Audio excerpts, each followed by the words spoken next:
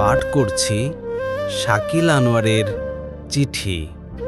প্রিয় ভাবনা, প্রথমে গোপন ভালোবাসার আত্মার সম্পর্কের একটা নাম চাই, যে সম্পর্ক থাকবে চিরদিন নিষ্পাপ ফুলের মতো, আকাশের মতো বিশাল, সবুজের মতো গুছানো প্রকৃতি আর জলের মতো নরম।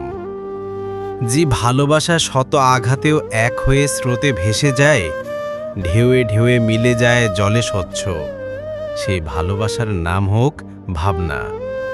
এখন আমার সমস্ত মন টানে, যেমন চুম্বক লোহাকে আকর্ষণ করে, তেমন আমাকেও আকর্ষণ করে আমার ভাবনা। কতটা মায়া অনুভব হয় মন জানে, হয়তো এটাই ভালোবাসা। ইতি, তোমার ভালোবাসা। শাকিল আনোয়ার, রচনাকাল নিজ গৃহ, বড়চাপা, মনোহরদী, নরসিংদী।